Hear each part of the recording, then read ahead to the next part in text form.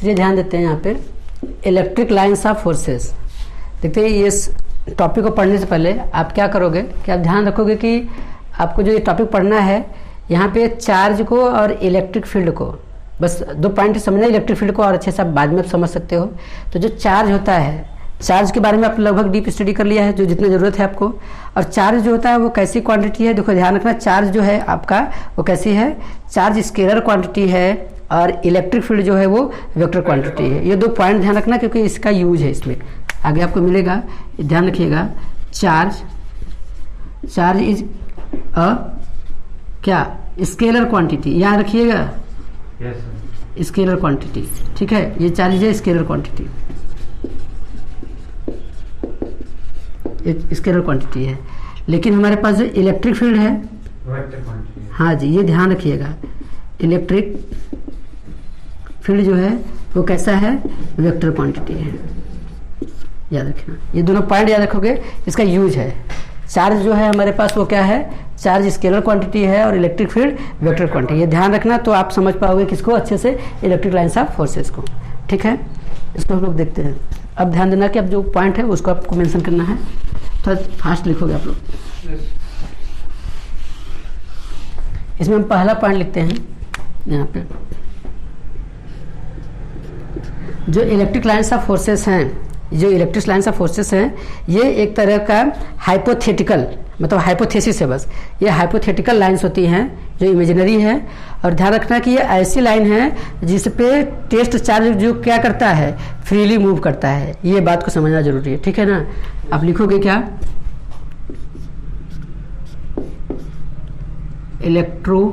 Electric lines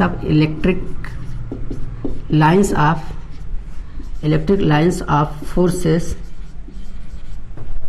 are hypothetical lines on which, क्या, a test charge, ये बहुत important point है, a test charge moves freely. याद रखिएगा कि जो इलेक्ट्रिक लाइन्स ऑफ फोर्सेस हैं वो ऐसी हाइपोथेटिकल लाइन्स हैं जिसपे क्या होगा, एक जो टेस्ट चार्ज है वो फ्रीली मूव करे। इसका मतलब ऐसे समझ लोगे कि मान लेते हैं कि आपके पास अभी दूसरा पॉइंट देख लोगे तो समझ जाओगे कि ये लाइन्स है। अगर इस तरीके से कोई लाइन्स है तो इसमें जो टेस्ट चार्ज है, टेस्ट चार्ज को हम लोग क्या लेते हैं, यूनिट पॉजिटिव चार्ज, इस पर ये फ्रीली मूव करे, यानी जहाँ पर ये फ्रीली मूव कर रहा है वो जो हाइपोथेटिकल लाइन्स होती हैं, ठीक है, वहीं क्या है हमारे इलेक्ट्रिक लाइन्स ऑफ फोर्सेस है। मेरी बात को समझ रहे हो। दूसरा पॉइंट, इसको पॉइंट के हिसाब से आप देखोगे, याद रखना कि जो इलेक्ट्रिक लाइन्स ऑफ फोर्सेस है या इलेक्ट्रोस्टैटिक्स लाइन्स जो हैं वो पॉजिटिव चार्ज से निकलती हैं और कहाँ पे एंड होती हैं, नेगेटिव चार्ज में। और कैसी, रेडियली, मतलब वो परपेंडिकुलर 90 डिग्री का एंगल आती है। फॉर एग्जांपल आप इसको समझ लो, पहले लिख लेते हैं फिर समझते हैं। दूसरा पॉइंट आप देखोगे क्या, इलेक्ट्रिक लाइन्स ओरिजिनेटेड फ्रॉम, कहाँ से भैया, positive charge, from positive charge and ends on कहाँ पे, नेगेटिव चार्ज, ठीक है।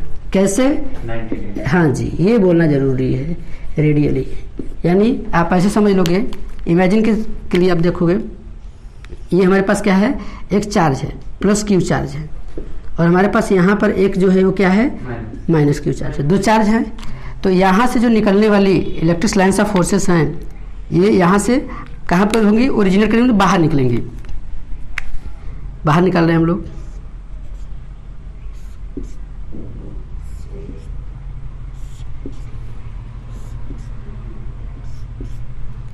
और यहाँ पे क्या होंगी, एंड करेंगे, मतलब इसके अंदर जाएंगी। ये बात समझ रहे हो आप लोग? हाँ जी। अब मान लेते हैं कि यहाँ पर ये इसका क्या है, सेंटर है, यहाँ पर भी इसका क्या है, सेंटर है। तो ये कहीं से भी लाइन अगर हम ड्रा करें तो क्या आएगा, कहीं से भी क्या हो जाएगा, रेडियली होगा ना जी। कहीं पर, दोनों केस में कहीं पर से क्या हो जाएगा, रेडियली हो जाएगा। ये बात समझ रहे हो? तो रेडियली का मतलब क्या है, ये परपेंडिकुलर रहेंगे। ये बात समझ रहे हो कि इलेक्ट्रिक लाइन्स ऑफ फोर्सेस आपके पास क्या क्या हो सकता है। पहला तो ये हाइपोथेटिकल लाइन है जिस पर कोई भी टेस्ट चार्ज क्या कर सकता है, फ्रीली मूव कर सकता है। और यहाँ पर फिर क्या है, ये क्या करेंगे, ओरिजिनेट फ्रॉम कहाँ से, पॉजिटिव चार्ज से, और एंड कहाँ पे करेंगे, निगेटिव चार्ज में। अच्छा, एक और पॉइंट ध्यान रखना आप लोग, जैसे पॉजिटिव और निगेटिव की फिगर बना के दे देगा, अब पूछेगा कौन सा पॉजिटिव चार्ज है, कौन सा निगेटिव चार्ज है। दूसरा पॉइंट हम आगे देखते हैं हम लोग। ध्यान दो आप लोग कि पॉजिटिव चार्ज से क्या करती है, ओरिजिनेट करती है, और निगेटिव चार्ज में क्या करती है, इंड्यूस करती है, मतलब एंट्री करती है। आपको डायरेक्ट ऐसे पूछ लेगा, आप ध्यान रखना कि मान लेते हैं कि हमारे पास ये क्या है, ये Q1 चार्ज है, और यहाँ पे आपके पास क्या है, एक Q2 चार्ज है, ये देख रहे हो। तो Q1 चार्ज से क्या करेगा, जो इलेक्ट्रिक लाइन्स ऑफ फोर्सेस हैं वो क्या करेंगे, एंट्री कर रही हैं।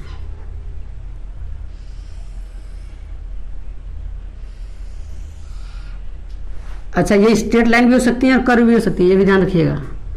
हाँ जी,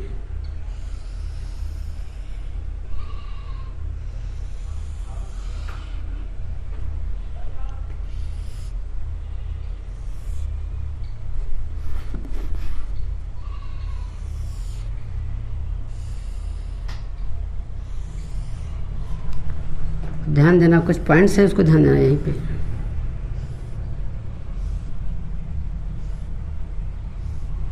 ठीक है, यहाँ पे अगर हम आपसे ये दिखा दें, पूछें कि इसमें से कौन पॉजिटिव चार्ज है, कौन सा नेगेटिव चार्ज है, तो आप अभी नहीं बता पाएंगे, क्योंकि यहाँ पे क्लियर नहीं हो पा रहा है कि कहाँ से ओरिजिनेट कर रही है और कहाँ पे एंट्री कर रही है। तो इसको ध्यान रख लेते हैं हम लोग कि यहाँ से हाँ, जहाँ से ओरिजिन कर निकलेगी, बाहर निकलेगी, जब से इलेक्ट्रिक लाइन्स ऑफ फोर्सेस बाहर की तरफ दिखेंगी, वो जो होगा उसका नेचर कैसा हो जाएगा, पॉजिटिव। और जहाँ पे एंट्री करेंगे, अच्छा तो यहाँ पर भी ऐसे बना देते हैं। ठीक है, समझ गई बात को? गलत, ध्यान देना, वो जानबूझकर ऐसा देगा आपको, कभी कोई 4 फिगर दे देगा, which of the following is correct देकर ऐसे फिगर बनाएगा। आपको ध्यान देना है कि यहाँ से क्या हो रही है, निकल रही हैं, यहाँ से क्या हो रही हैं, निकल रही हैं, यहाँ पे क्या हो रही हैं, एंट्री, मतलब, लेकिन यहाँ से अब क्या हो रही हैं, तो गड़बड़ हो गया। यही अभी को समझ रहे बात को ना, यानी कि यहाँ पर क्या होगा, एंट्री करेंगे। इस लाइन पे आपको दिखाना होगा कि ये एंट्री करते हुए, तब आपके पास सही होगा। तो कभी कभी वो ये जो इलेक्ट्रिक लाइन्स ऑफ फोर्सेस हैं, इसका क्या कर लेता है, अलग से ये थोड़ा सा डिस्टर्ब करके पूछ देगा कौन सा करेक्ट है, कौन सा इनकरेक्ट है। एक और बात ध्यान रखोगे आप लोग, इसका मैग्नीट्यूड की बात होगी। जैसे यहाँ पर इस तरीके से है, अगर यहाँ पर देखेंगे काउंट करते हैं पूरा वैल्यू 1 2 3 4 5 6 7 8 9 10, यहाँ पे काउंट करिए तो 1 2 3, अच्छा ये भी है एक, ठीक है, और यहाँ पर भी क्या है 1 2 3 4 5 6 3 3 6 3 9 3 12, और इसको भी लेते हैं तो 13, यानी इसकी वैल्यू क्या है, कम है।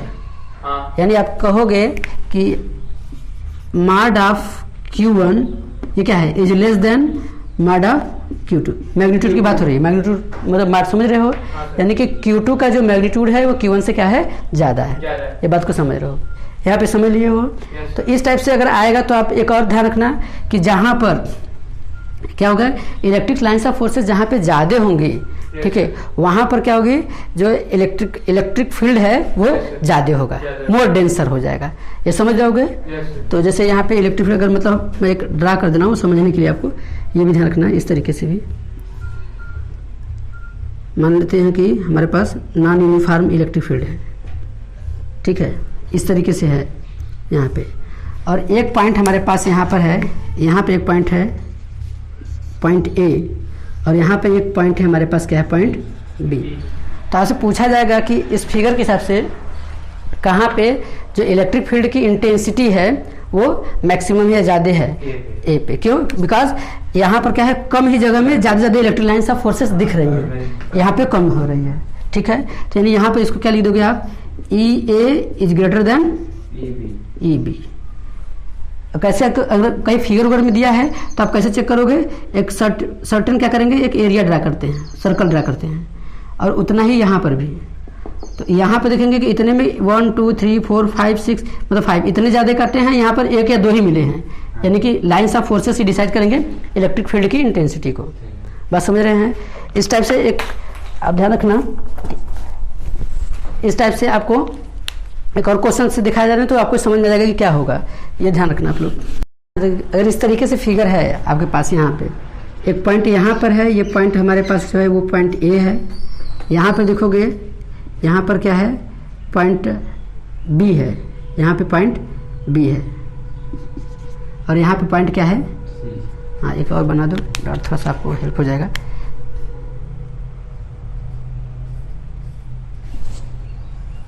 ठीक है, तो ऐसे फिगर भी देकर के आपसे पूछ लेगा इलेक्ट्रिक फील्ड की इंटेंसिटी या इलेक्ट्रिक फील्ड क्यों, तो आप सीधे से कर लोगे, क्या लिखोगे, ई ए इज इक्वल टू, बोलो जी, ई सी। जो एक पॉइंट पे वही कहाँ पे है, सी पॉइंट पे है, और यहाँ पर कम है, यानी कि ई ए इज इक्वल टू ई सी। ठीक है, ग्रेटर देन क्या, ई बी। ओके, समझ रहे हो। ऐसे छोटे छोटे क्वेश्चन भी आपको पूछेगा, यानी कि इसको छोड़ देंगे। ठीक है, इस टाइप के क्वेश्चन को, ठीक है, ट्राई कर लीजिए। अब ध्यान दीजिएगा आप लोग, अगला पॉइंट जो होगा, जो भी होगा पॉइंट होगा, इलेक्ट्रिक लाइन्स ऑफ फोर्सेस जो होंगे कभी भी क्लोज लूप नहीं बनाता है। एक पॉइंट ये भी लिख लीजिएगा, electric lines of forces never formed, जी हाँ, नेवर फार्म्ड क्लोज लूप। ये भी बाद में आपको समझ में आएगा क्यों, क्योंकि याद रखना कि जो फोर्स होता है वो कंजर्वेटिव नेचर का होता है ना, ये आगे देखेंगे हम लोग। पहले यहाँ पे जो जरूरत है वहाँ पे ये क्लोज लूप नहीं बनाती हैं। दूसरा एक याद रखना कि ये कभी भी एक दूसरे को काटती नहीं है, कभी भी क्या करेंगे, एक दूसरे को काटेंगे नहीं है। मतलब हम अगला पॉइंट लिखेंगे, electric lines of forces, electric lines of forces can never, हाँ जी, कैन नेवर क्या करेंगे, इंटरसेक्ट, कैन नेवर इंटरसेक्ट क्या, हाँ जी, इंटरसेक्ट टू ईच अदर। इसका मतलब ध्यान रखिएगा, एक दूसरे को क्या काटेंगे नहीं, मतलब कि एक इलेक्ट्रिक लाइन ऑफ फोर्सेस ये गया, दूसरा यहाँ से आया है यहाँ पे, तो एक पॉइंट यहाँ पे क्या करा है, इंटरसेक्ट कर दिया है, काट दिया है एक दूसरे को, यानी यहाँ पे ये नहीं होगा। अच्छा क्यों नहीं, ये पॉसिबल नहीं है। क्यों पॉसिबल नहीं है, ध्यान रखिएगा, यहाँ पर जब इलेक्ट्रिक लाइन्स ऑफ फोर्सेस है, इस पर कौन घूम रहा है, चार्ज घूम रहा है। ओके, यानी कि चार्ज फ्रीली रोटेट कर रहा है और वही प्रोड्यूस कर रहा है आपका इलेक्ट्रिक फील्ड। और आपको पता है electric field is a vector quantity. तो यहाँ फील्ड पे चूंकि ये क्या करेंगे, कहाँ पे होता है, यहाँ पे दो लाइन्स है, यानी इसके पास दो टेंजेंट है। यानी इस केस में लिखेंगे कि इलेक्ट्रिक फील्ड पॉजेस क्या होगा, दो रखेगा, अगर ऐसा होगा, ये दो रखेगा ऑन टू टेंजेंट, टू है कहाँ पे, इसके पास दो टेंजेंट है। ठीक है, सिंस ध्यान रखिएगा आप, सिंस इलेक्ट्रिक फील्ड कैसी quantity, vector quantity, electric field is a okay vector quantity, ये वेक्टर क्वांटिटी है। और यहाँ एक ही पॉइंट पे तब क्या हो जाना चाहिए, जैसे बोला जाएगा एक ही पॉइंट पे दो इलेक्ट्रिक फील्ड हो जाएगा। क्या कह रहा है कि electric field poses two on two tangent since electric field is a vector quantity. ठीक है, तो अगर ये वेक्टर क्वांटिटी है तो इसी एक ही पॉइंट पे क्या कर रहा है, दो मैग्नीट्यूड, इसके हिसाब से दो मैग्नीट्यूड होना चाहिए। ठीक है, एक वेक्टर क्वांटिटी हो गया, एंड क्या होगा, इस पॉइंट पे कितने, दो इलेक्ट्रिक फील्ड, जो कि पॉसिबल नहीं है। क्यों, क्योंकि इलेक्ट्रिक फील्ड वेक्टर क्वांटिटी है, तो उसके पास मैग्नीट्यूड होगा और डायरेक्शन होगा। तो मैग्नीट्यूड का मतलब होगा एक ही पॉइंट पे इलेक्ट्रिक फील्ड का एक ही मैग्नीट्यूड होगा, यानी कि and only one magnitude is consider, एक ही मैग्नीट्यूड होगा। ठीक है, और दो नहीं हो सकते हैं, इसलिए क्या होगा, ये पॉसिबल नहीं है। क्या होगा, क्या लिख दिए हो आप लोग, electric field poses two comma on two tangent since electric field is a vector quantity and only one magnitude is considered, hence it is not possible for क्या भैया, to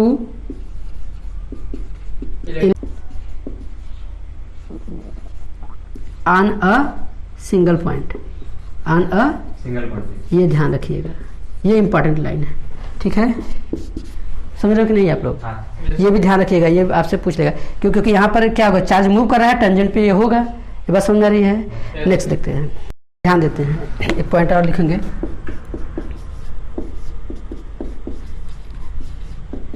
electric lines of forces, electric lines of forces can never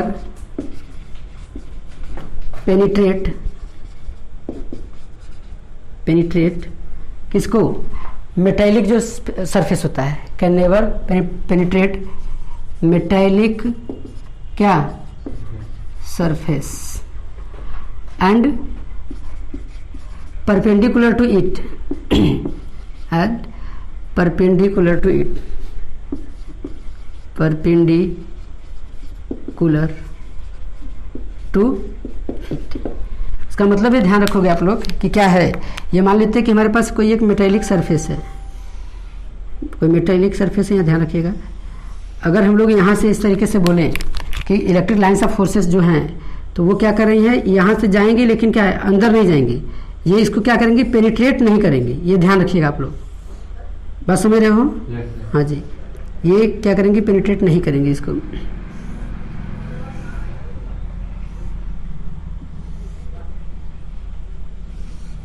यहाँ पे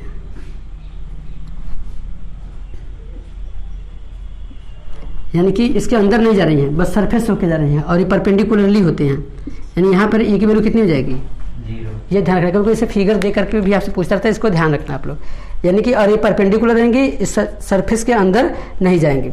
इस पर base करके हम charge को आपको दिखा रहे हैं कि सॉलिड स्फीयर, हॉलो स्फीयर पे और मेटेलिक स्फीयर पे जो कंडक्टिंग है और नॉन कंडक्टिंग पे चार्ज कैसा बिहेव करता है, तो ये ध्यान रखना आप। इस बेस पे करके है चार्ज को, उसके बाद हम लोग आगे देखेंगे, पहले ये इतना समझते, ठीक है?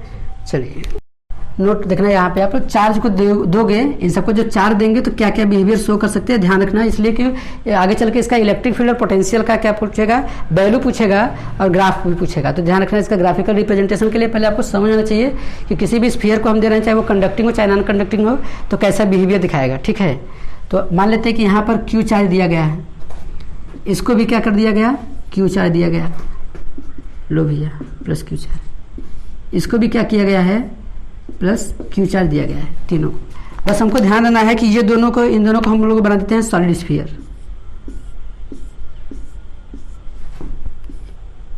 पकड़ना बात को, काम देगा आपको। हाँ जी, ये सॉलिड स्फीयर हमें, ये दोनों कैसे हो जाएंगे, ये दोनों, ये सॉलिड स्फीयर, सॉलिड स्फीयर। ये भी कैसा होगा भैया, सॉलिड स्फीयर। और ये कैसा है, हॉलो स्फीयर। हाँ जी, हॉलो स्फीयर। याद रखना कि अगर सॉलिड स्फीयर मेटल का बना होगा, तो मेटल का हो तो कैसा होगा, कंडक्टिंग होगा। ठीक है, अगर सॉलिड स्फीयर कैसा होगा, मेटालिक होगा, मतलब क्या होगा, कंडक्टिंग होगा। मेटालिक का हो या कंडक्टिंग का हो, अगर ये कंडक्टिंग है या मेटालिक है, कंडक्टर की तरह बिहेव करेगा, तो जब हम चार्ज देंगे तो ये चार्ज कभी भी इसके अंदर नहीं आएगा, ये इसका खुद का क्या है, नेचर है। इसको ध्यान रखना आप लोग। यानी कहाँ पर ये आएगा, सिर्फ सरफेस। हाँ जी, ये सिर्फ कहाँ पे आएगा, सरफेस पे। जो यूनिफॉर्मली डिस्ट्रीब्यूट हो जाएगा चार्ज, वो कहाँ पे, सरफेस पे। लेकिन अगर सॉलिड स्फीयर क्या हो, नॉन कंडक्टर हो, अगर ये कैसा होगा, नॉन कंडक्टर हो, नॉन कंडक्टर, अगर नॉन कंडक्टर है तो जो चार्ज है हमारे पास वो क्या करेगा, इनसाइड आ जाएगा। यही ध्यान देना है आपको, ये कहाँ पे आ जाएगा, इनसाइड। ठीक है, अगला हॉलो स्फीयर। अगर ये हॉलो स्फीयर जो है, और ये हॉलो स्फीयर कैसा है, कंडक्टर है। ठीक है, हॉलो स्फीयर कैसा है, कंडक्टर। और इसको अगर हम चार्ज देंगे, देखिए हॉलो स्फीयर है वो, ये दोनों साइड स्फीयर है, इसको अगर हम चार्ज दे रहे हैं तो ये क्या हो जाएगा, यहाँ पे सरफेस पे हो जाएगा। कहाँ पे हो जाएगा, सरफेस पे। तो ध्यान रखना, यानी कि आप क्या बोल सकते हो कि जो सॉलिड स्फीयर कैसा है, मेटालिक सॉलिड स्फीयर जो होगा वो किसकी तरह बिहेव करेगा, क्योंकि सरफेस पे। यहाँ पे भी सरफेस पे चार्ज हो रहा है और यहाँ पे भी सरफेस पे चार्ज हो रहा है। ये बात को समझना, ये काम देगा। या कभी डायरेक्ट से स्टेटमेंट में आपसे पूछ लिया जाएगा, यानी आप क्या बोलोगे, hollow sphere, hollow conducting sphere ना जी, हालो कंडक्टिंग स्फीयर या मेटेलिक स्फीयर कर दोगे। हालो कंडक्टिंग स्फीयर कैसा बिहेव्स एज किसकी तरह से, सॉलिड कैसा, metallic, behaves as solid metallic sphere, ऐसे बोल सकते हैं, सॉलिड मेटेलिक स्फीयर। हाँ वो तो स्टेटमेंट पे है ना, ये बात समझ गए हैं। यानी ये ध्यान रखिएगा चार्ज का, ये आपको बहुत काम देगा। इसके बाद हम लोग आगे जो होगा टॉपिक को कंटिन्यू करेंगे, ठीक है। यहाँ तक सब कुछ समझ में आ गया है ना, चार्ज का खेल या इलेक्ट्रिक लाइन्स ऑफ फोर्सेस क्या करते हैं, कोई दिक्कत नहीं है।